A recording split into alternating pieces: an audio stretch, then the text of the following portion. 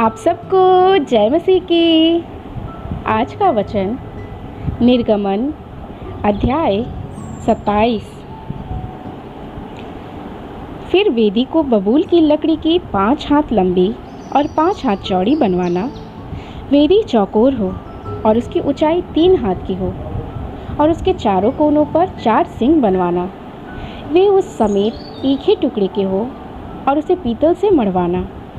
और उसकी राख उठाने के पात्र और फावड़ियाँ और कटोरी और कांटे और अंगीठियाँ बनवाना। उसका कुल सामान पीतल का बनवाना।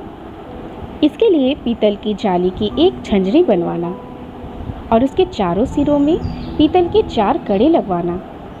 और उस झंझरी को वेदी के चारों ओर की कंगरी के नीचे ऐसे लगवाना कि वह वेदी की ऊंचाई के मध्य तक पहुँचे।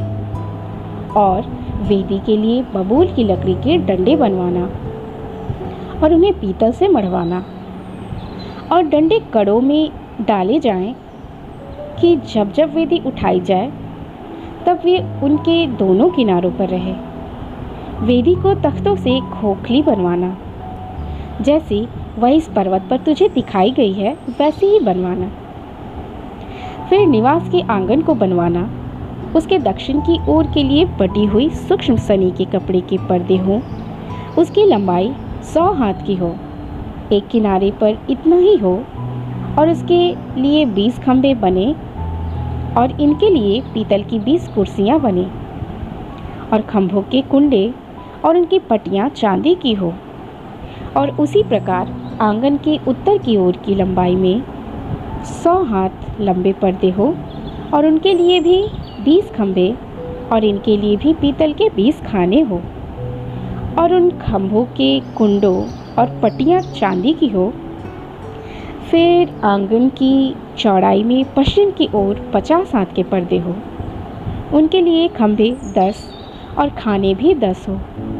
पूरब की ओर आंगन की चौड़ाई 50 हाथ की हो। आंगन के द्वार की एक ओर 15 हाथ के पर्दे हो और उनके लिए खंभे 3 और खाने 3 हों। और दूसरी ओर भी 15 हाथ के पर्दे हों। उनके लिए भी खंभे 3 और खाने 3 हों। आंगन के द्वार के लिए एक पर्दा बनवाना, जो नीले, बैंगनी और लाल रंग के कपड़े और बटी हुई सूक्ष्म सनी के कपड़े का कामदार बना हुआ 20 हाथ का हो। उसके लिए खंभे 4 और खाने भी 4 हों। आंगन के चारों ओर के सब खंभे चांदी की पट्टियों से जुड़े हुए हों और उनके कुंडे चांदी के और खाने पीतल के हों।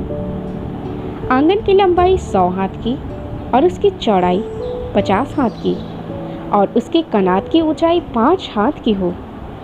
उसके कनात बटी हुई सूक्ष्म सनी के कपड़े की बने और खंभों के खाने पीतल के हो।